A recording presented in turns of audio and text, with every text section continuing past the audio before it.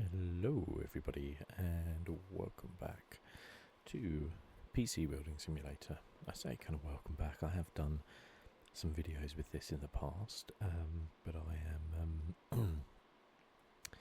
kind of doing a very specific video this time regarding my own PC. I think I've done this in the past where I've built my own PC in here to kind of explain to you guys about it and everything, and what the specs are, how it came about to decide on those specs, and how it performs, etc., etc. So I thought we would go through and do this. I'd also say as well, this is my first video since that I've recorded since my return video went up. So thank you very much to everybody who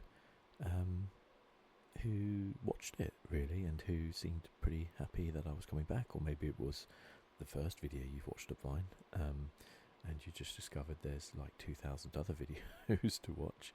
But yeah, thank you very much. I do appreciate it, I really do.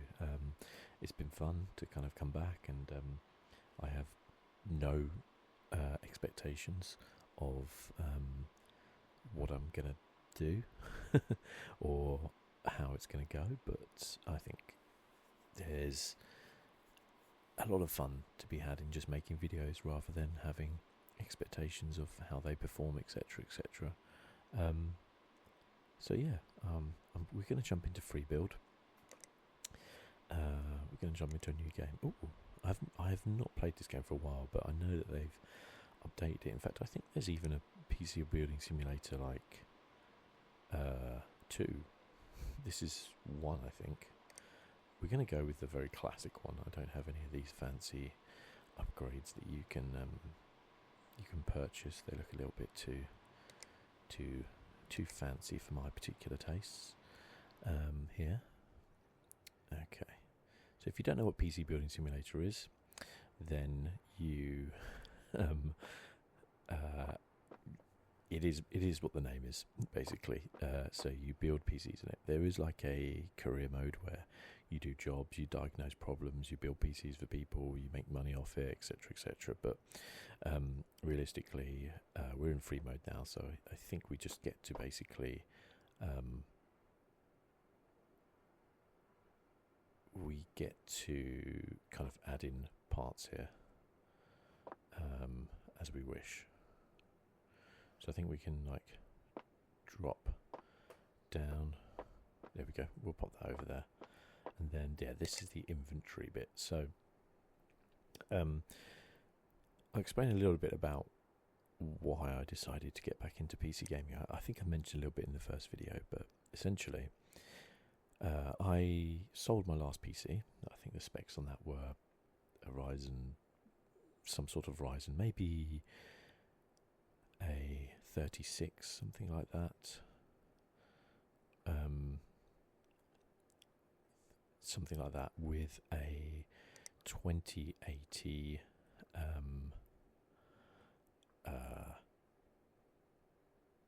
2080 Super, I think it was. 2080 Super, something like that. And it was doing very well for me, but because I no longer had an office to use, PC gaming can be a little bit difficult without a desk and a chair. Not impossible though, as I'm finding out. But I basically thought, oh, you know what, I'm going to go back to consoles for a bit. So I got myself an Xbox Series X. I sold off my computer for parts. I made more money on that than the Xbox Series X cost. So I was like, cool. Got myself Game Pass, played a load of games, had a great time. After a couple of years or so, more like nearly 3, I was missing that buzz of playing PC games. I was seeing all these great indie games coming out. You don't really get as many of them on PC.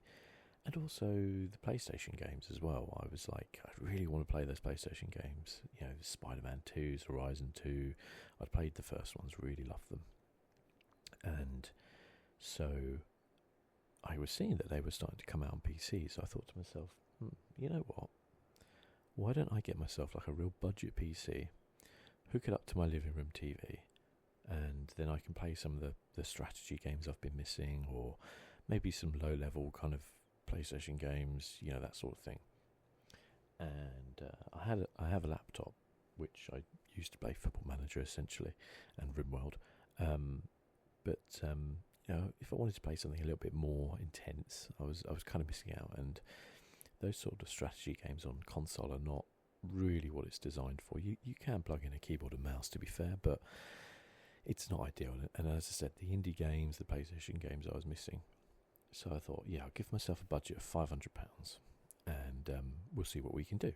So I picked up I had to start with a case because I wanted it to go behind my telly, so there was a specific amount of room that I had to use. So I needed a small case, which also meant that I had to use a smaller motherboard as well. I couldn't go for a full ATX size one, although I think with hindsight I possibly could have on the case I chose, but we should be coming up to my case fairly soon because it was a Cooler Master I got.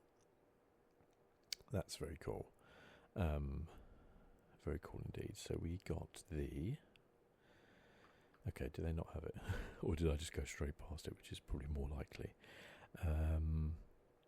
And also I was on a budget because I didn't want to spend a fortune. I didn't have a fortune to spend, so... They actually not have it in here. So I went for I think it's the QL something or other. Cooler Master QL. Okay, well that's a bit sad. They didn't have it, but just check just in case, like Thermatec, Ryzen Tech, blah blah blah. I think it's like the QL kind of. It might be called something different because maybe this has got like American,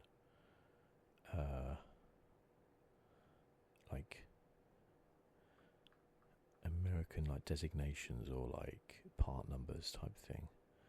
I'm not too sure, but it's kind of it's not one of these. It's not too dissimilar to one of these, but it was a micro ATX case, so it was bigger than these. Just trying to see if there's anything kind of vaguely similar to it. And it's very much just a kind of a plain box, but it was the kind of version 2 of it, so I'm a bit sad that they don't have that in here, but I'll try and find something which is kind of vaguely similar. So basically this case, I think it's the QL300, something like that. It is absolutely does everything I wanted it to do. It's small enough that it fits behind my TV, but it does hold a micro ATX and it can hold a decent sized graphics card, which is important. We'll come back to that. I did think about some of these NZXT cases. Airflow was another consideration because airflow always should be a consideration. And it had okay airflow, the case I got. I wouldn't say it was the greatest, but it was okay. So I'm just thinking which case I can kind of use in its place. And essentially it's just a little black box, and I didn't need anything fancy because I'm not even looking at it. I can't even see it from where I am anyway, which I think is kind of the way I like to do it. I totally get when people love to have loads of RGBs and stuff like that. I think the Meshify was definitely one I had considered. So we might choose that. Pop that down. And then we're going to remove the side panel. We're going to remove all the fans. It actually doesn't quite work that well because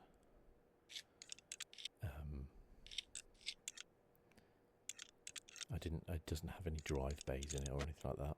But, we can move this. For the sake of illustrating with you guys,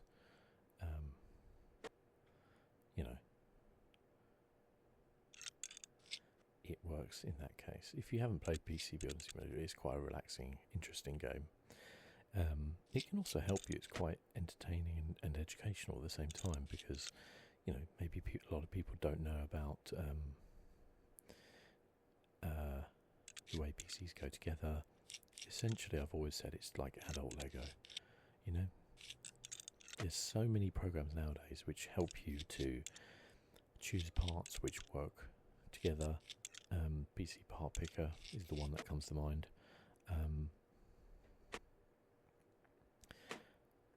Just trying to kind of dismantle this to a point whereby we can...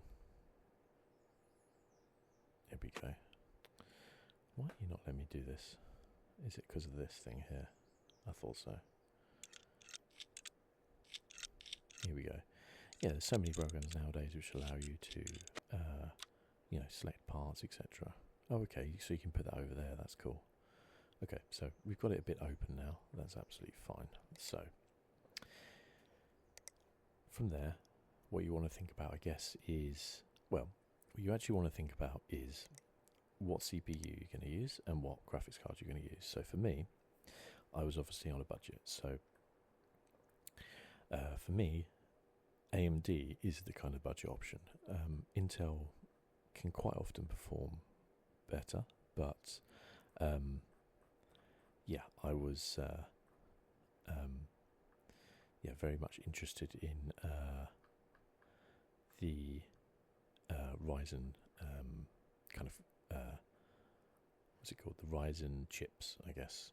And I think I picked up a Ryzen 5. He says Ryzen 5 5600, is it? 5600X, there it is. This is the one I got. Ryzen 5 5600X. The X just denotes that you can overclock. I haven't overclocked anything. They're not going to let me do it until I put in the motherboard, which is totally fair. So, we got a Asus motherboard, and I literally got it because it was the cheapest motherboard, which had Wi-Fi and had support for PCIe Gen 4 M.2 drives. So what that means is it could have the fastest SSDs available, which you can argue whether or not that makes a difference in gaming. I kind of wanted to future-proof it in some ways because I think the games are starting to work better with the faster SSDs. We saw that with the next generation of consoles when they came out. So I wanted to make sure that I had that available. Now, not sure they have the exact one. Can you filter? Form factor, here we go. So we can go micro ATX. That's great. And then do you have Asus? Okay, so the only one they've got is this Strix. I did not have this Strix one as my option, but it is similar enough. Oh, it's a Z3, sorry. It's not similar enough because it's an Intel. I wonder how many people were screaming at them. So I need an AM4 socket or a B550, I think it is, that I got. So I'm looking for a B550. Oh, I think this was one I was looking at, actually, this MSI one. We'll go for the one which has got the Wi-Fi simply because I had the Wi-Fi. And this one was also an interesting one as well, but it was a bit more expensive, I think. So we'll go for this one. We'll screw this in. So yeah, I got a B550M. I could have gone for a B450M. I think you can flash the drive, the BIOS, sorry, to make sure that it's up to date, and will fit certain sockets.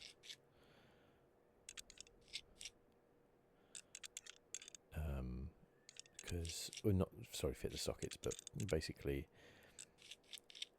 if you want to use, some motherboards require what's called flashing, which is basically firmware updating, where they might not work with some specific chips. So, yeah, you have to kind of be careful a little bit with things and just kind of look it up and make sure that you've done your homework a little bit. I don't think I had to flash mine. Where's my 5600X? Yeah, here we go.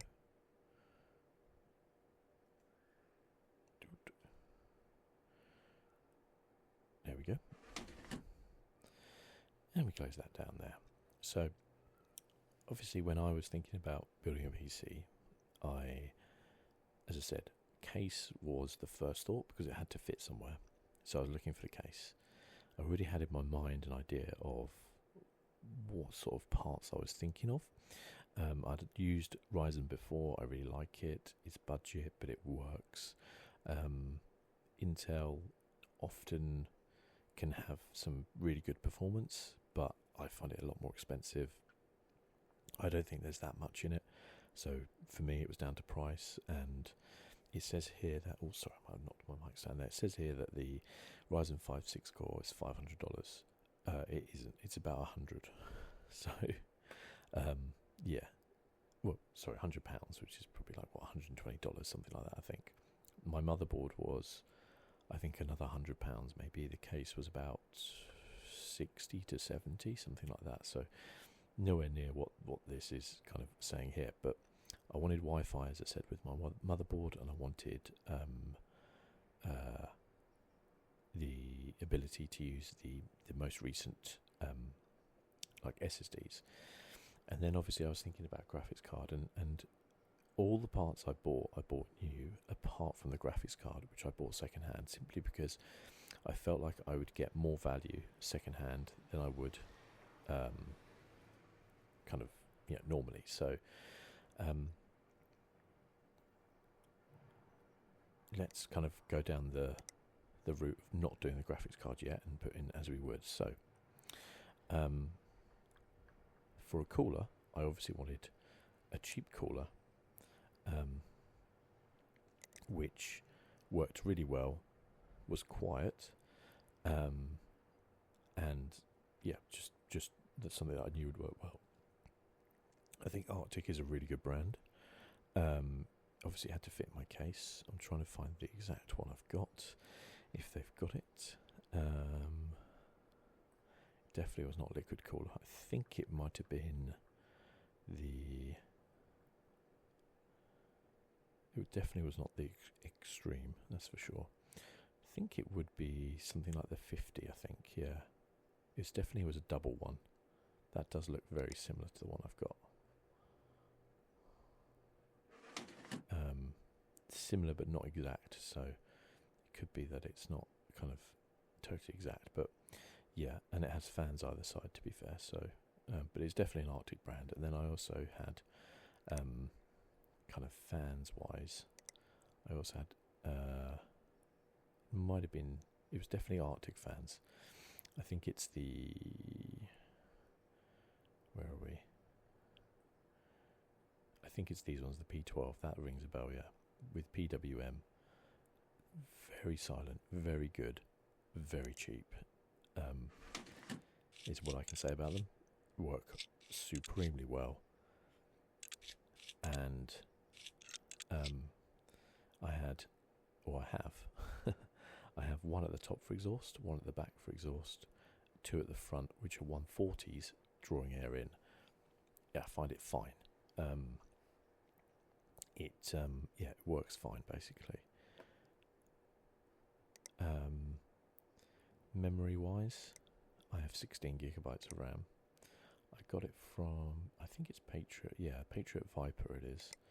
I think it's 36 megahertz, sorry. 8 gig DIMMs. Oh, is it going to make me uninstall the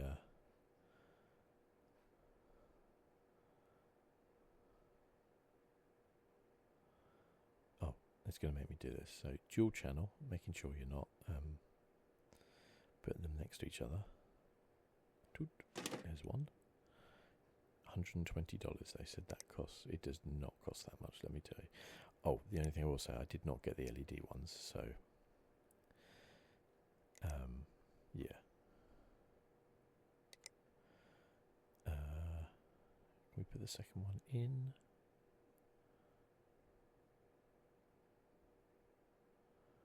I think the cooler has been a problem, so let's just leave 8 in there for the sake of it, but I have 16. The cooler isn't a problem, it's all fine. It's going well, isn't it, this? Then power supply again. I got basically what I could find that was relatively cheap, but also a good make. So yeah, I think I got Corsair.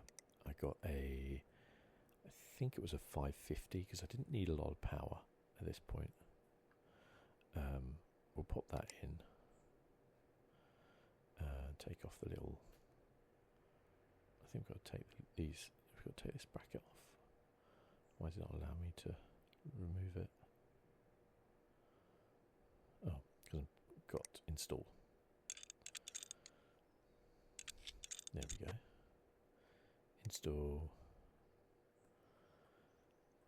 And it was like, oh, I can't remember now, like something along the lines of like, yeah, it was definitely semi-modular, I think, as well. I don't like non-modular power supplies at all. They, yeah, they annoy me. And then storage-wise, we've got a M.2. I believe I ended up on a WD Black. Not the most expensive one, but they not have WD Black here. Okay, that's interesting. We'll go for what I also was looking at, which was possibly not Seagate.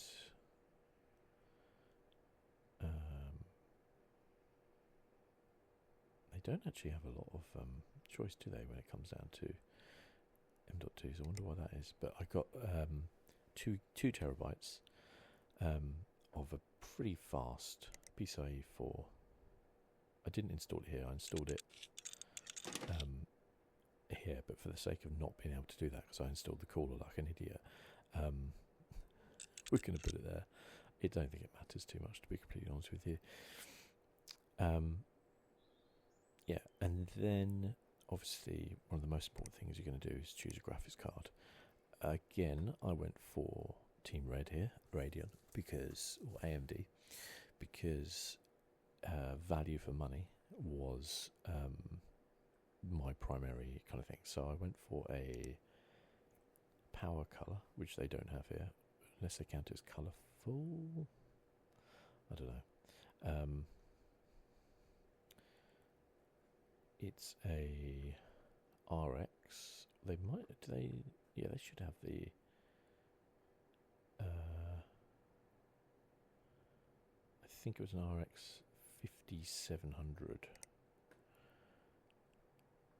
XT, I believe. But it was a Powercolor one. It was a very low end kind of one, to be completely honest with you. Or was it a 50? No, it was a 56. Sorry, 5600 XT.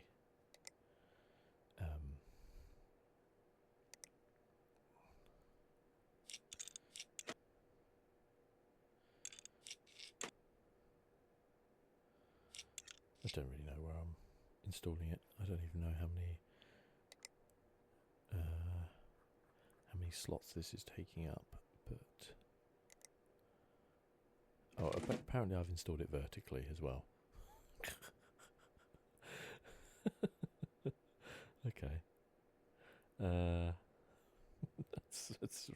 That's incredibly clever of me, isn't it? Just remove it. That's genius. So I think it's a two slot graphics card.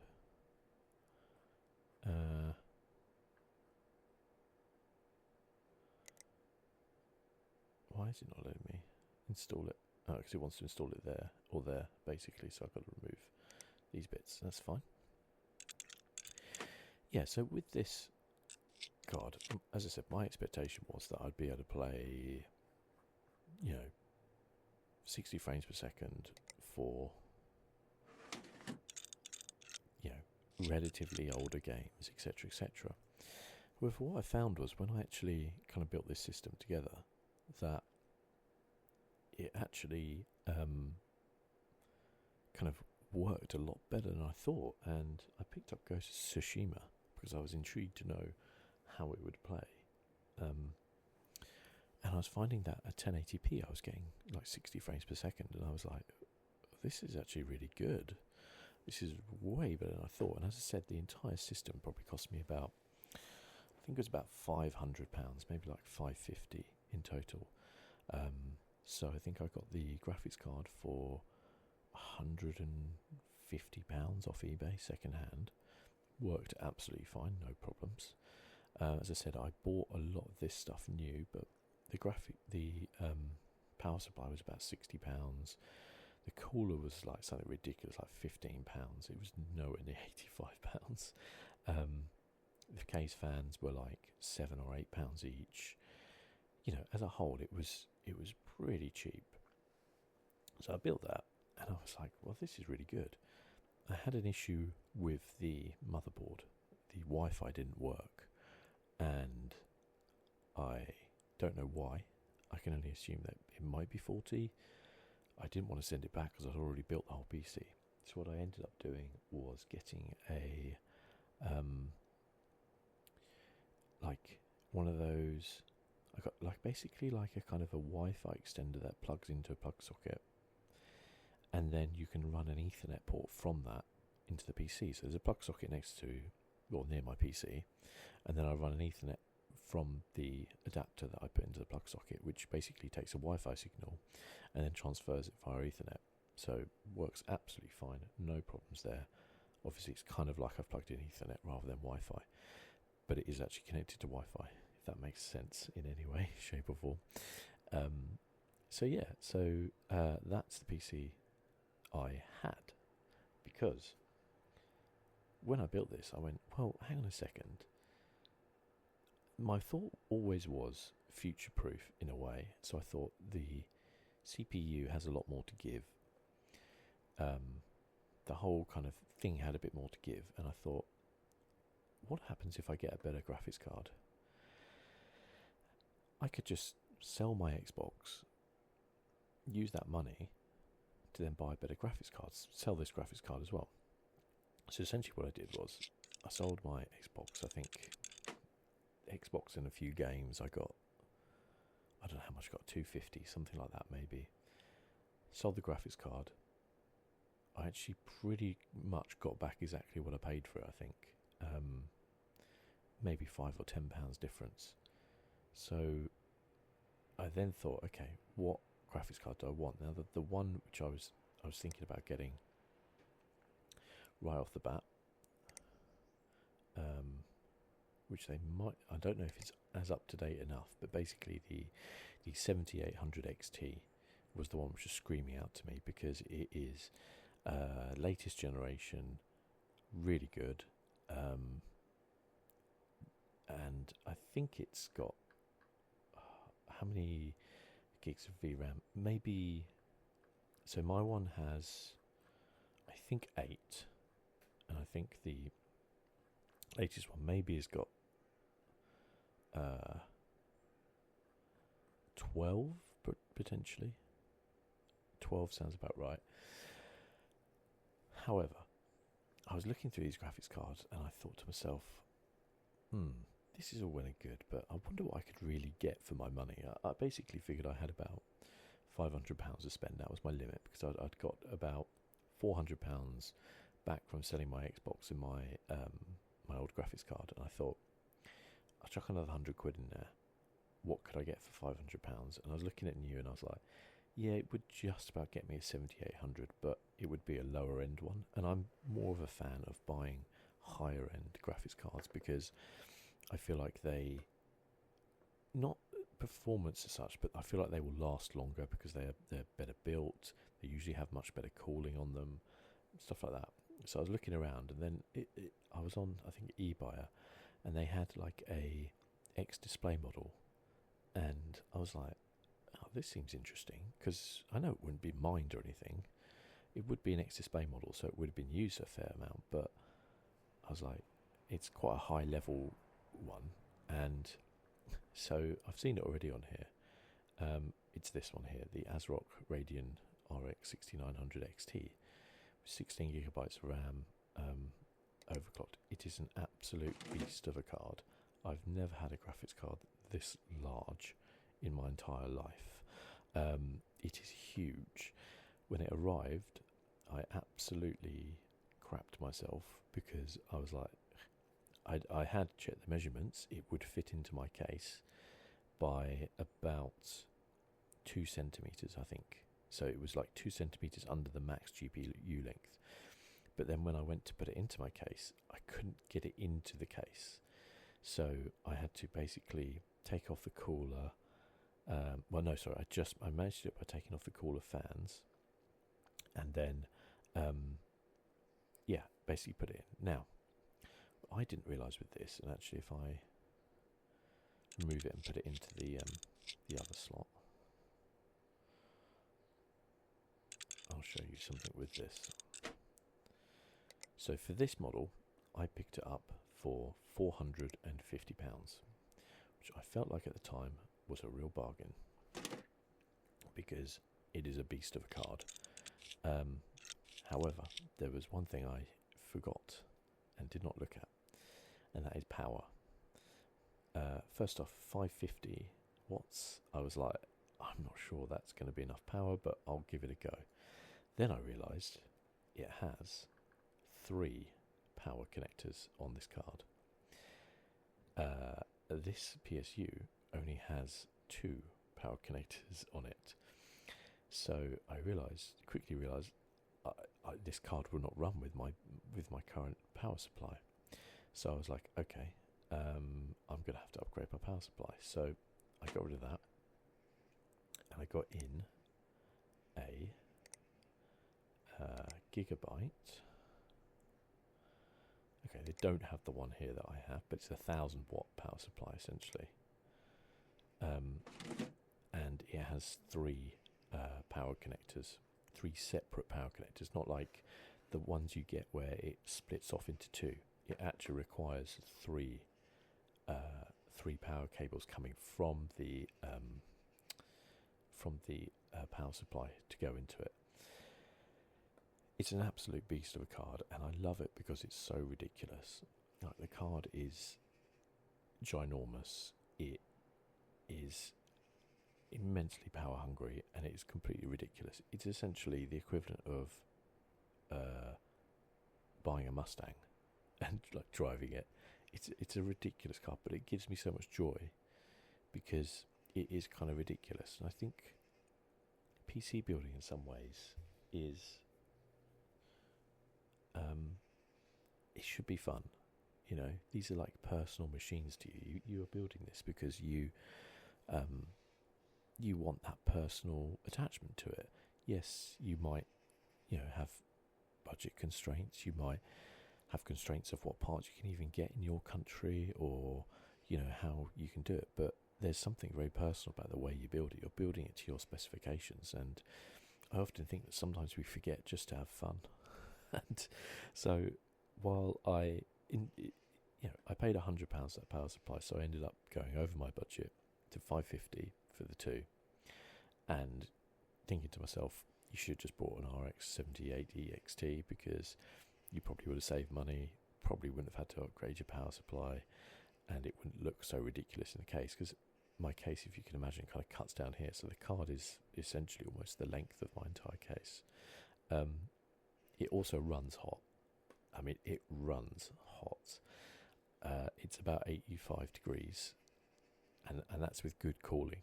But it's kind of supposed to be like that in a way. It's not supposed to run at 60 degrees. It probably could do if you water cooled it or did whatever with it. But it isn't a problem that it runs that hot, if that makes sense.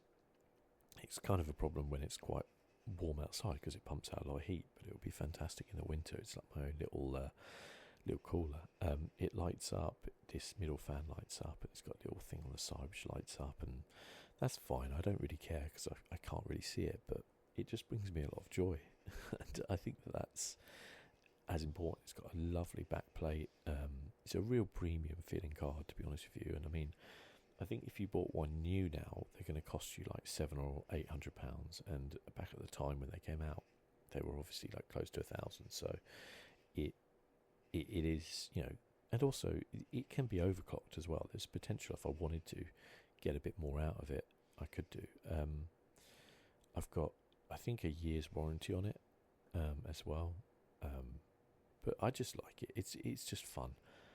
The whole system is not built to be very blingy. It's not built to look, incredible and be there. It's built to kind of perform the way I want it to. And I get really good performance, so going back to Ghost of Tsushima, I said I was getting 60 frames per second at 1080p. I'm now getting 60 frames per second plus on 4K with the max settings. I'm playing a heavily modded Skyrim, and I'm hovering around the 60 frame per second in certain areas, and in dungeons it's up in the hundreds. One of the reasons why I thought it was a good idea as well to get a more powerful or a card with more VRAM is that something like Skyrim, which I do play a lot, actually, because it's a much older game, it requires kind of the brute force, if you like, rather than modern advances like frame generation or that kind of stuff, where was it DSR, I think it is, the NVIDIA one. That is all fantastic for modern games, but if older games don't support it, it does nothing for it. And so, you can look at I think like a 3070, and I think a 3070's got 12 gigabytes of VRAM, and that would most likely run Skyrim worse than this card would. But this card would cost you about £200 less than a 3070. So, there were considerations I made which were fairly sensible, but overall it was a ridiculous purchase. And as I said, sometimes that you make ridiculous purchases because they're fun. No one buys a Mustang because they think that it's going to be a sensible commuter car. They buy it because it's fun.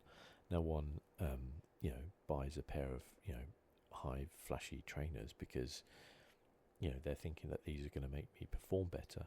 They probably won't, but what you want to do is you want to have something that's fun, or a watch, or something like that. It doesn't tell the time better than another watch, but it is fun. And sometimes if those little things do give you joy, I think that is kind of important. This type of stuff should be fun, rather than, I see sometimes, especially when people are buying kind of parts, that they solely focus on the kind of the specifications or the stats of it. How well does this perform? How many frames per second am I going to get? And the reality is, like, you won't be able to tell the difference if something runs 5 frames per second slower than something else, maybe even 10 to a certain point, especially once you get over 100. But, if you're having fun with something and enjoying it, I think that does mean a lot, and I think that it can be translated into many things in life, to be fair. So I have a giant ridiculous graphics card, basically. I'll probably leave the exact parts and specifications in the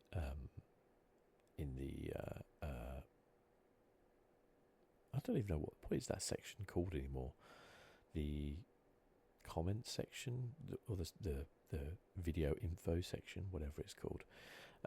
In case you are kind of wondering, the exact ones I've got. And as I said, the Artic cooler and the fans I think are really good. And if you are not interested in the bling of LED fans, because they're not, then you can't really go wrong with them. They do a fantastic job. They're nice and they keep things cool. They're quiet, and they're cheap. And I think that is fantastic. They're not going to be as good as a Noctua fan, but a Noctua fan is about 4 times the price. So it comes down to how much you want to spend on things. And for me, it was less important to have the blingiest of the blings, and more important to try and get good performance for my money, but also not go crazy with it, even though I kind of did in the end. So yeah, but also I should mention that from a monitor point of view, I'm using my telly, which is an OLED 4K, so everything looks fantastic basically on there. But if you have any questions, I would love to hear from you. I think a road sweeper's coming up the road, so I'm going to go now. But thank you very much for watching, guys, and I will see you soon. Bye-bye.